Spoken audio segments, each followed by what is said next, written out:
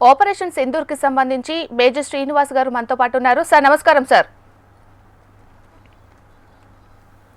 Sir operation Sindoor 9 స్థావరాలు జరిగినట్లు తెలుస్తుంది. మరి అందులో ఎన్ని ఉగ్రవాద సంస్థలు ఉన్నాయి సార్?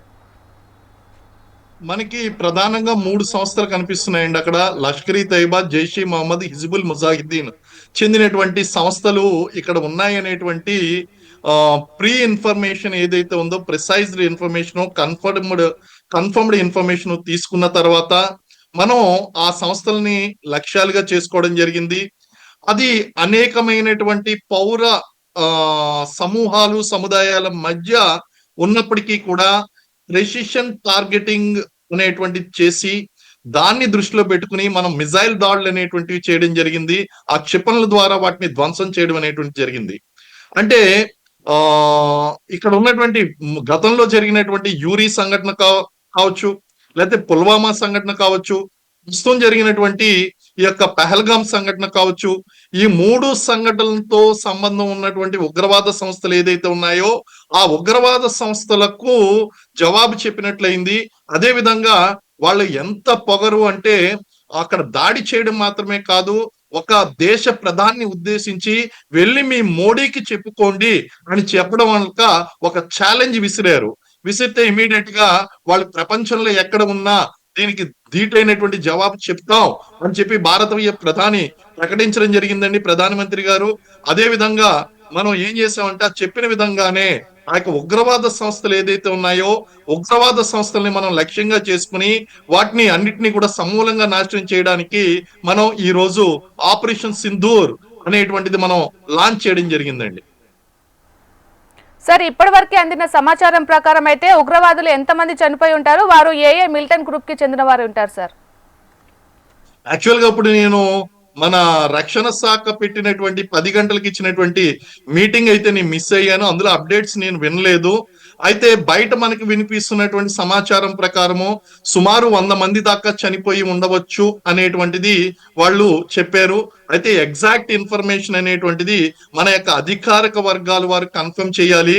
అయితే ఇక్కడ జరిగినటువంటి విషయంలో అన్నిటికంటే మోస్ట్ ఫన్నీ ఇన్సిడెంట్ ఏంటి అంటే పాకిస్తాన్ ఇప్పటికీ కూడా తమకి చెందినటువంటి ఎన్ని సంస్థల్లో ఎన్ని ప్రాంతాల మీద దాడులు జరిగినాయి అనేటువంటి విషయంలో ఇప్పటికీ కూడా ఒక నిర్ధారణకు రావడం లేదు.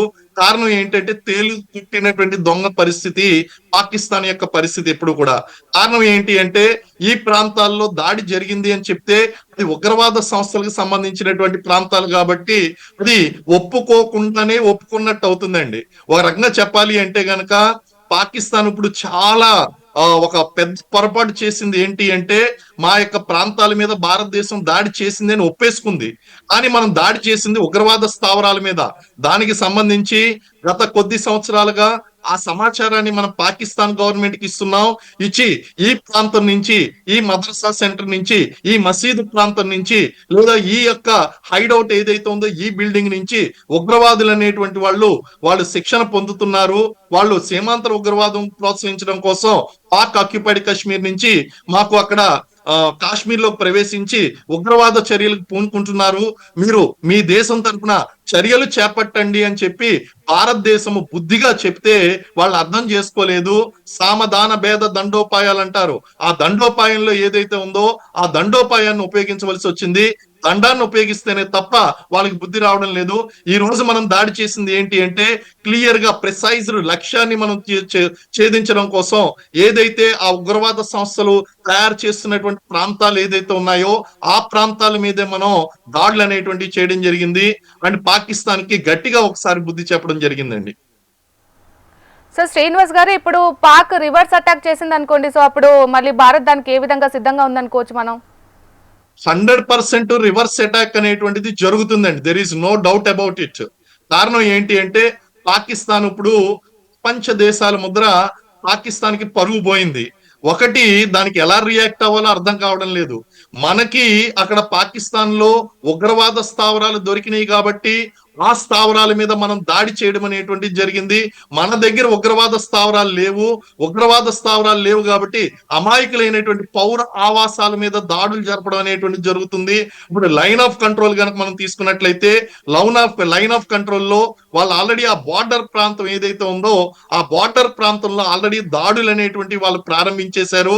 ఆ దాడులు ప్రారంభించడం వలన ఆ పద్గాం డిస్ట్రిక్ట్ లో ఉన్నటువంటి కొన్ని గ్రామాలు, బార్డర్ గ్రామాలు ఏదైతే ఉన్నాయో ఆ గ్రామాల మీద మోర్టార్ షెల్లింగ్, ఆర్టిలరీ షెల్లింగ్ అనేటువంటి జరుగుతుంది. దాని వలన పౌరుల మీద నష్టం జరుగుతుంది. వాళ్ళు బంకర్లోకి వెళ్లి తల దాచుకునే లోపల నష్టం అయితే జరిగింది. కాబట్టి ఇది పాకిస్తాన్ చేస్తున్నటువంటి దుందుడుకు చర్య. అదే విధంగా ఇక్కడ రాజస్థాన్, పంజాబ్, మనకి బార్డర్ డిస్ట్రిక్ట్ అయినటువంటి కాశ్మీర్, ఈ ప్రాంతాలతో పాటు గుజరాత్ లో కూడా దాడులు చేసేటువంటి అవకాశం ఉంది. అవి మాత్రమే కాదు, మనం మాక్ డ్రిల్స్ నిర్వహించుకుంటున్నటువంటి, ఎందుకంటే నిన్న సాయంత్రం ప్రధానమంత్రి గారు చాలా క్లియర్ గా చెప్పారు, మాక్ డ్రిల్స్ చేయండి అంటే అక్కడ ఖచ్చితమైనటువంటి ప్లానింగ్ ఉంది కాబట్టి మాక్ డ్రిల్స్ చేయండి, పాకిస్తాన్ ఈ ప్రాంతంలో దాడులు చేసేటువంటి అవకాశం ఉంది అని చెప్పారు కాబట్టి మాక్ డ్రిల్స్ మీద దృష్టి పెట్టడం జరిగింది. పాకిస్తాన్ ఇప్పుడు నేను చెప్పినటువంటి డిస్కస్ చేసినటువంటి ఈ ప్రాంతాల్లో దేని మీదైనా సరే రియాక్ట్ అవ్వడానికి 100% అవకాశం ఉంది. వాళ్ళు రియాక్ట్ అయినంత మాత్రాన మనం ఖాళీగా కూర్చోం. 100% మనం దీనికి ధీటైనటువంటి జవాబు చెప్తాము. ఇది వార్గా కూడా కన్వర్ట్ అయ్యేటువంటి అవకాశం ఉంటుంది. అందుకే అమెరికా ఏం చెప్పింది అంటే, మీరు సైలెంట్ గా ఉండండి, వాళ్ళు ఉగ్రవాద స్థావరాల మీద దాడి చేశారు, పౌర స్థావరాల మీద కాదు, కాబట్టి మీరు రియాక్ట్ అవ్వద్దు అని చెప్పి పాకిస్తాన్ కి చాలా క్లియర్ గా చెప్పిందండి. అయినప్పటికీ కూడా వాళ్ళు రియాక్ట్ అయ్యారు అంటే ఇది ఖచ్చితంగా యుద్ధానికి దారితీస్తుంది. అంటే ఇది యుద్ధం ఇంకా ప్రారంభం కాలేదు, యుద్ధానికి ముందు అంటుకునేటువంటి చిన్న నిప్పు రవ్వ లాంటిది. ఇది ఒక ట్రైలర్ మాత్రమే. దీని తర్వాత action, A series of action and reaction అనేటువంటివి ఉంటాయి. ఆ యాక్షన్ రియాక్షన్ అనేటువంటిది యుద్ధంతో అది పూర్తి కావచ్చండి. సార్, ప్రపంచ దేశాల ముందు భారత్ ని దోషిని చేయాలని చూస్తుంది. ఈ అటాక్ తో ఇప్పుడు ఎలా స్పందిస్తుందంటారు? ఇప్పుడు ఆల్రెడీ ఆ పని ప్రారంభించేసిందండి. పాకిస్తాన్ ఏం చేసింది అంటే, మాకు సంబంధించినటువంటి మదరసాల మీద, లేకపోతే ఒక పవిత్రమైనటువంటి మసీదు ప్రార్థనా స్థలం మీద భారతదేశం దాడి చేసింది, పౌర ఆవాసాల మీద దాడి చేసింది అంటున్నారు. తప్పండి. కారణం ఏమిటి అంటే, ఎప్పుడైతే ఆ మదర్సాల్లోనో, ఎప్పుడైతే ఆ మసీదుల్లోనో నువ్వు తీవ్రవాదులకు శిక్షణ ఇస్తున్నావో ఆ పవిత్రత అనేటువంటిది ఎప్పుడో కోల్పోయింది. మీరు చూడండి, 1984 లో కనుక మనం చూసుకుంటే సిక్కు తీవ్రవాదులు, ఇదే పాకిస్తాన్ సిక్కు తీవ్రవాదులకి AK-47 సప్లై చేసింది. ఇదే పాకిస్తాన్ ఏం చేసింది అంటే 1947 లో ఆ యొక్క ఖలిస్తాన్ ఉద్యమానికి ప్రోత్సాహం ఇచ్చింది. వీళ్ళంతా వెళ్లి సిక్కు గురుద్వారాలో దాక్కున్నారు. ఆ సిక్కు గురుద్వారాలో దాక్కున్నప్పుడు ఇప్పుడు ఏం జరిగింది అంటే, మన వాళ్ళ ఆపరేషన్ బ్లూ స్టార్ అనేటువంటి పేరుతో ఆ యొక్క సిక్కు దేవాలయం, స్వర్ణ దేవాలయం మీదకి ఇండియన్ ఆర్మీ వెళ్ళింది. అక్కడ దాక్కున్నటువంటి తీవ్రవాదుల్ని మట్టు పెట్టడం అనేటువంటి జరిగింది. కాబట్టి ఈ విధంగా పవిత్రమైనటువంటి ప్రార్థనా స్థలాల మీద, సివిల్ ఆవాసాల మీద దాడులు చేయడం అనేటువంటిది కేవలం మనం బదనాం చేయడానికి మాత్రమే తప్ప, అది ఎప్పుడైతే మీరు పవిత్రమైనటువంటి దేవాలయాలను ఉగ్రవాద కార్యకలాపాలకు ఉపయోగించుకున్నారో ఆ ప్రదేశం యొక్క పవిత్రత ఆ రోజు పోయింది. It's no more a mosque, it is no more a madrasa, it is no more a worshipping place, it is a pure terrorist place.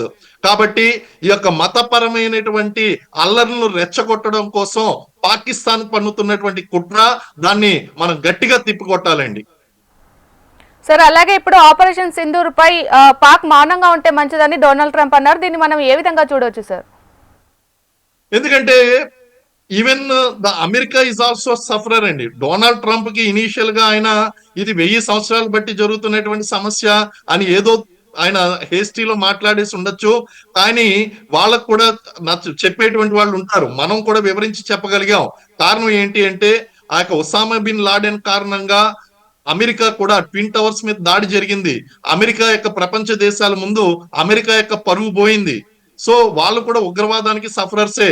కాబట్టి ఆ విషయాన్ని అమెరికా అర్థం చేసుకుని భారతదేశం వైపు మద్దతు నిలుస్తాను అని చెప్పి భారతదేశానికి మద్దతు ఇస్తూ, ఖచ్చితంగా మీరు ఈ ఉగ్రవాదం మీద చేస్తున్నటువంటి దాడికి మా యొక్క సహాయ సహకారాలు ఉంటాయని చెప్పడంతో పాటు పాకిస్తాన్ ని మాట్లాడొద్దు, ఈ విషయంలో మీరు ఎక్కడితో ఉంటే మంచిది అని చెప్పడానికి గల కారణం ఏంటి అంటే, అమెరికాకి మనం ముందుగానే ఇన్ఫర్మేషన్ ఇచ్చామో, మనం ఏ స్థావరాల మీద మనం చేయబోతున్నాం అనేటువంటిది వాళ్ళకి ముందుగానే తెలుసు. అంటే పర్టికులర్ ప్లేస్ అయితే తెలియదు కానీ మీ ఇలా ఉగ్రవాద స్థావరాల మీద మేము చేస్తున్నాము అనేటువంటి విషయాన్ని మనం ముందుగానే చెప్పాం కాబట్టి మనకు ఆ మద్దతు అనేటువంటిది అంత ఇమీడియట్ గా లభించింది.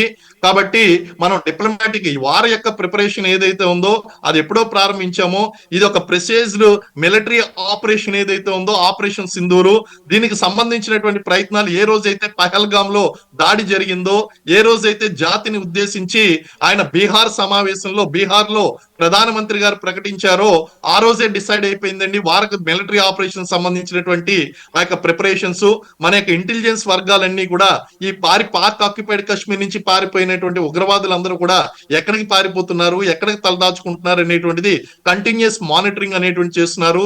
శాటిలైట్ పిక్చర్స్ ద్వారా అనలైజ్ చేస్తున్నారు, మూవ్మెంట్స్ చూస్తున్నారు, డ్రోన్స్ ద్వారా పరీక్షిస్తున్నారు. ఇవన్నీ కూడా జరుగుతున్నాయి కాబట్టి అవి చాలా ప్రిసైజ్డ్ గా మనం ఆపరేషన్ అనేటువంటి స్ట్రైకింగ్ చేయగలిగాం.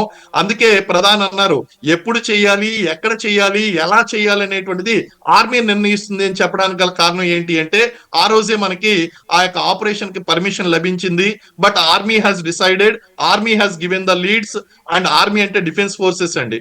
ఒక ఆర్మీ, ఎయిర్ ఫోర్స్ అలాగే నేవీ, ఇదంతా మూడు కలిసి ప్రిసైజ్డ్ గా ప్లాన్ చేసినటువంటి ఆపరేషన్ అండి ఇది.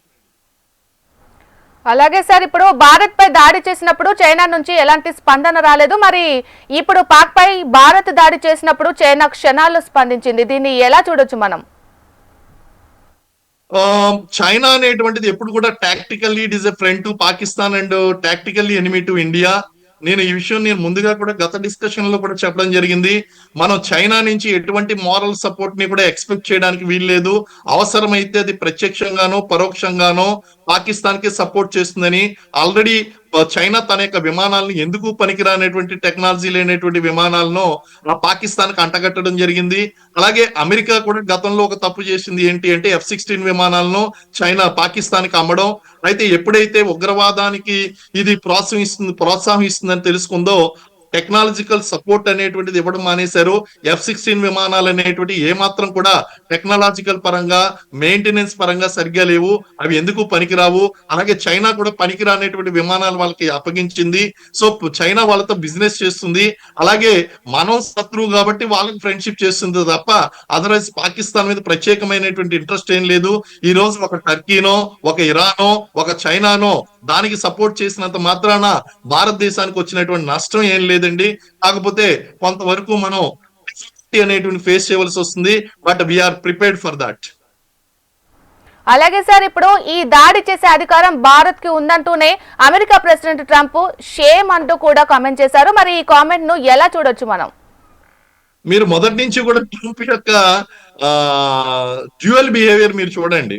అదేంటి అంటే ఒక పక్క నుంచి మనకు సపోర్ట్ చేస్తూనే ఉంటారు కానీ పూర్తి స్థాయిలో చేసినట్టు కనిపించరండి. సో అది ఎలాగా ఉంటుంది. కాబట్టి ట్రంప్ అయితే మనకి ఎనిమీ కాదు అనేటువంటి విషయం ఇక్కడ మనకు అర్థమవుతుందండి. కానీ చైనా అయితే ఖచ్చితంగా ఎనిమీ అనేటువంటి విషయం అయితే స్పష్టత వస్తుంది.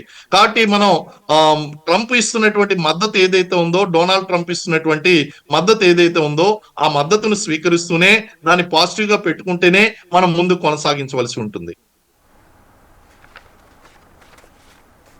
సార్, అంతేకాకుండా భారత ఆర్మీపై దుష్ప్రచారానికి దిగింది. మరి భారత మిసైల్ దాడులకు చాలా మంది ప్రజలు చనిపోయారంటూ ఇండియాపై నిందలు మోపుతుంది. దీన్ని ఏ విధంగా చూడొచ్చు మనం? పాకిస్తాన్ ఏ రోజు నిజం చెప్పిందండి? ఈ రోజు మళ్ళీ మనకి నిజం చెప్పాలి అనేటువంటి అవసరం అయితే పాకిస్తాన్ కి లేదు. అది ఎప్పుడు కూడా ఏం చేస్తుంది అంటే ఇలాంటి దుష్ప్రచారాలనే చేస్తుంది అండ్ అంతర్జాతీయంగా మద్దతు కూడగొట్టుకోవడానికి ప్రయత్నిస్తుంది. కానీ ఒక్కసారి నువ్వు అబద్ధం చెప్తే జనాలు నమ్మచ్చేమో తప్ప, ప్రపంచం నమ్మచ్చేమో తప్ప, మాటి మాటికి ఇలాంటి దుష్ప్రచారాలు చేయడం వలన, ఇలాంటి అబద్ధపు విషయాలను ప్రచారం చేయడం వలన ప్రపంచ దేశాలు కూడా నమ్మో. ఈ రోజు మనకి చాలా ఖచ్చితంగా అక్కడ దాడి జరిగినటువంటి సెకండ్ లో సోషల్ మీడియాలో ఆ యొక్క వీడియోగ్రాఫ్లు అనేటువంటివి వచ్చినాయి. ఏ ప్రాంతంలో దాడి జరిగింది అనేటువంటిది చాలా క్లారిటీ ఉంది. తర్వాత ఏదన్నా పాకిస్తాన్ తనకి తాను నాశనం చేసుకుని ఈ ప్రాంతాలను భారత్ నాశనం చేసిందని చెప్పినా సరే దానికి సంబంధించినటువంటి డిజిటల్ ఎవిడెన్సెస్ అనేటువంటివి ప్రపంచం ముందరే ఉన్నాయి. ఆ యొక్క సోషల్ మీడియా అనేటువంటిది బాగా డెవలప్ చెందింది. ఈ రోజులో ఏ దేశం ఏ దేశాన్ని కూడా మోసం చేయలేదు. ఎందుకంటే this is a world of revolution of social media revolution అనేటువంటిది నడుస్తుంది. డిజిటల్ మీడియా రెవల్యూషన్ అనేటువంటి నడుస్తుంది. ఎవరిని మోసం చేయలేం. ఇలాంటి తప్పుడు ప్రచారాలు వాళ్ళు చేసినంత మాత్రాన అది ఎవరూ నమ్మేటువంటి స్థితిలో లేరు. భారత్ దాన్ని ఖచ్చితంగా తిప్పి కొట్టేటువంటి స్థితిలో మన దగ్గర ఎవిడెన్సెస్ అనేటువంటివి ఉంటాయండి. సార్ అలాగే ఇప్పుడు పాకిస్తాన్ పిఎం షెహబాజ్ షరీఫ్ ఉలికిపడ్డారు. భారత్ తమ దేశంలోని 5 ప్రాంతాలపై మెరుపుదాడులకు తెగబడిందని ఆరోపించారు కదా. సో భారత్ చేపట్టిన ఈ యుద్ధ చర్యలకు గట్టిగా బదిలిచ్చే హక్కు పాకిస్తాన్ కు ఉందంటారా? పాకిస్తాన్ ఆర్మీ పవర్ఫుల్ అని చూపించుకోవడం కోసం వాళ్ళు ఖచ్చితంగా వాళ్ళకి పవర్ లేదా రైట్ ఉన్నదని నేను అన్ను. కారణం ఏంటి అంటే ఫస్ట్ వాళ్ళ పరువు పోయింది కాబట్టి పరువు కాపాడుకోవడం కోసం ఏదో ఒక పిచ్చి చర్య చేయాలి. కాబట్టి ఖచ్చితంగా ఏదో ఒక దాడికి దిగుతుంది. అది కాకపోయినా మాకు సంబంధించినటువంటి 5 స్థలాలు అంటే పిఓకే మరి మాది అన్నది కదా, మరి దాన్ని ఎందుకు ప్రకటించుకోవడం లేదు? అంటే పిఓకే మీద దాడి చేసినా పర్వాలేదా? నువ్వు కేవలం 5 ప్రాంతాలని ఎందుకు ప్రకటించావు? 9 ప్రాంతాలని ఎందుకు ప్రకటించలేదు? అంటే ఏంటి? పిఓకేలో జరిగినటువంటి ప్రాంతాలు మావి కాదు, అయితే భారతదేశానికి ఇచ్చే మరి. సో ఆ విధంగా కనుక చూస్తే ప్రస్తుతం ఆ పాకిస్తాన్ మాట్లాడుతున్నటువంటి మాటల్లోనే క్లారిటీ అనేటువంటిది లేదు. అన్నిటికంటే ఫన్నీ విషయం ఏంటి అంటే మొదట 9 అంటారు, తర్వాత 5 అంటారు, తర్వాత ఇంకా మేము చెప్తాము ఇంకా లెక్క వేసుకోలేదు అంటారు. అంటే ఒక గందరగోళ పరిస్థితిలో ఉందండి. వాళ్ళకు ఒక యూనిఫైడ్ కమాండ్ అంటూ లేదు. వాళ్ళు చాలా కన్ఫ్యూజన్ లో ఉన్నారు. సో ఇది వాళ్ళు ప్రిపరేషన్ యొక్క స్థాయిని తెలియజేస్తుంది. దే ఆర్ నాట్ ప్రిపేర్డ్ అనేటువంటి విషయానికి ఇది ఒక ఉదాహరణ అండి. అలాగే సార్ ఇప్పుడు భారత గగనతలంలోకి శత్రు దేశం నుంచి వచ్చే ఎలాంటి మిసైల్ నైనా వెంటనే కూల్చివేయడానికి భారత్ సిద్ధంగా ఉందని అంటున్నారు. మరి ఎలాంటి చర్యలు చేపట్టే అవకాశం ఉంది? ఇది ఇప్పుడు కాదండి, మనం ఎప్పటి నుంచో మనం ఇజ్రాయెల్ యొక్క మద్దతు తీసుకున్నాము. అలాగే ప్రపంచంలో ఉన్నటువంటి టెక్నాలజీస్ మన ఇండియన్ జీనియస్ టెక్నాలజీని కూడా యూజ్ చేసి ఆ యొక్క ముందుగానే శత్రు విమానాలను కానీ లేదా మిజైల్స్ కానీ పసిగట్టేటువంటి టెక్నాలజీ మనం డిప్లాయ్ అనేటువంటి చేసుకోవడం జరిగింది. ఈ ప్రిపరేషన్ అనేటువంటిది ఎప్పుడో జరిగిందండి.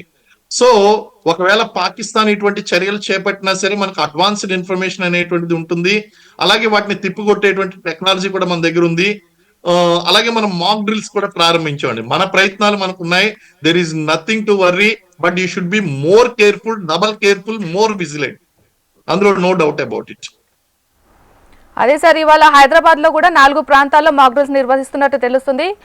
మన సికింద్రాబాద్, కంచన్బాగ్, డిఆర్డిఓ, మౌలాలి, గోల్కొండ ఈ ప్లేస్లలో నిర్వహిస్తున్నట్టు తెలుస్తుంది. మరి ఎలా అది మాక్ డ్రిల్స్ ఎలా ప్రాక్టీస్ చేయబోతున్నారు? మాక్ డ్రిల్స్ అనేటువంటిది ముందు ప్రజలకి పానిక్ తగ్గించడం కోసం వార్ సినారియో క్రియేట్ చేసి ఆ వార్ సినారియోలో ఎవరు ఎప్పుడు ఎక్కడ ఎలా ఏం చెయ్యాలి అనేటువంటి విషయాన్ని ముందుగానే ప్రాక్టీస్ చేస్తారండి. అంటే అక్కడ అందరికీ తెలుసు వార్ వచ్చిన వెంటనే ఒకవేళ నైట్ టైం స్ట్రైక్ అయిందంటే వెళ్ళి లైట్ స్విచ్ ఆఫ్ చేయాలి. ఆఫ్ చేయాలి, కరెక్టే. ఎవరు ఆఫ్ చేయాలి? సో ఇలాంటి విషయాలన్నీ కూడా ముందుగానే ప్రాక్టీస్ చేయబడతాయి. ఇక్కడ నియమించబడతారు ఎవరు ఏం పని చేయాలి. ఒకవేళ ఆ పర్సన్ కనుక ఆ పని చేయకపోతే ప్లాన్ బి ఏంటి, ప్లాన్ సి ఏంటి, ఇలాంటివన్నీ కూడా ప్రాక్టీస్ చేయబడతాయి. అలాగే వార్ సినారియోలో రేపొద్దున మిజైల్ అటాక్స్ లాంటివి నడిస్తే గనక అడ్వాన్స్ సైరన్ అనేటువంటిది ఇవ్వడం జరుగుతుంది. అడ్వాన్స్ సైరన్ వచ్చినప్పుడు ప్రజలు ఏ విధంగా ఏ ప్రాంతానికి వెళ్ళి తలదాచుకోవాలి వాళ్ళకి తెలియాలి కదా. ఏ ప్రాంతానికి వెళ్ళి తలదాచుకోవాలి, ఎలా తలదాచుకోవాలి, డక్, డో అండ్ హైడ్ అనేటువంటిది ఎలా ప్రాక్టీస్ చేయాలి, గాయపడినటువంటి వాళ్ళని ఎలా ఎవాక్యుయేట్ చేయాలి, వాళ్ళకి ఎలా ఫస్ట్ ఎయిడ్ ఇవ్వాలి, అలాగే కమ్యూనికేషన్ అనేటువంటిది ఫెయిల్ అయితే గనక ఎలా కమ్యూనికేట్ చేయాలి, ఇలాంటి విషయాలన్నీ కూడా ఈ మాక్ డ్రిల్స్ లో ప్రాక్టీస్ చేయడం అనేటువంటి జరుగుతుంది. అందుకే నిన్న ఆపరేషన్ స్టార్ట్ అయ్యే కంటే ముందు జాతిని ఉద్దేశించి ఆయన ఆ మాక్ డ్రిల్స్ గురించి వీటి గురించి ప్రధాని గారు మాట్లాడడం జరిగిందండి. It is part of war preparation. అంటే సార్ ఇప్పుడు మన ఇండియన్ ఆర్మీ ఇప్పటి వరకు ఒక లెక్క, ఇప్పుడు ఒక లెక్క అన్నట్లు ఉంటుందంటారా? 100% అండి. ఇప్పుడు ఇంతకాలం మనం ఏంటి అంటే డిఫెన్సివ్ మోడ్ లో ఉన్నాం. డిఫెన్సివ్ మోడ్ అంటే మన దేశం మీదకి ఏదైనా కంట్రీ కనుక దాడి చేస్తే దాన్ని ఎలా తిప్పికొట్టాలి, మన దేశాన్ని ఎలా కాపాడుకోవాలి అనేటువంటి డిఫెన్స్ మెజర్స్ అనేటువంటివి ఉన్నాయి. ఇప్పుడు డిఫెన్స్ మెజర్ తో పాటు అఫెన్సివ్ యాక్షన్ మనం చేసాము. అఫెన్సివ్ యాక్షన్ చేశాం కాబట్టి ఈ అఫెన్సివ్ యాక్షన్ కి రియాక్షన్ ఉంటుంది. ఈ రియాక్షన్ కి రిటాలియేషన్ గా మనం మళ్ళీ అఫెన్సివ్ ఆపరేషన్స్ అనేటువంటివి చేయాలి. అంటే ఇప్పుడు బోత్ మనం ఆపరేషనల్లీ డిఫెన్సివ్ అండ్ అఫెన్సివ్ రెండు యాక్షన్స్ కి కూడా మనం ఆపరేషనల్ ప్రిపేర్డ్నెస్ అనేటువంటిది కంటిన్యూ చేస్తున్నాం. బట్టి ఓ రకంగా చెప్పాలంటే అదే అన్నా అండి, now we should be more vigilant, more careful and డబల్లీ prepared and each and everything minute details అనేటువంటి ప్లాన్ చేయవలసి ఉంటుంది. ఆపరేషనల్ ప్రిపేర్డ్నెస్ అనేటువంటి కంటిన్యూస్ గా నడపవలసి ఉంటుంది. ఈ సిచ్యువేషన్ అనేటువంటిది డేస్ టుగెదర్ కాదండి, మంత్స్ టుగెదర్ కొనసాగుతుంది. మీకు బాలాకోట్ లో జరిగినప్పుడు ఇంత హడావుడి జరగలేదండి, కానీ ఇప్పుడు జరిగేటువంటిది ఏదైతే ఉందో ఆ జరిగినటువంటి దానికి ఖచ్చితంగా retaliation series of actions and reactions ఉంటాయి కాబట్టి ఖచ్చితంగా మనం చూసుకోవాల్సి ఉంటుంది. ఈ సిచ్యువేషన్ మంత్స్ టుగెదర్ కొనసాగేటువంటి అవకాశం ఉందండి. రైట్, థ్యాంక్ యూ శ్రీనివాస్ గారు, థ్యాంక్ యూ అండి. థ్యాంక్ యూ అండి, thank you very much. Bulletin లో షార్ట్ బ్రేక్ తీసుకుందాం, స్టే విత్ us.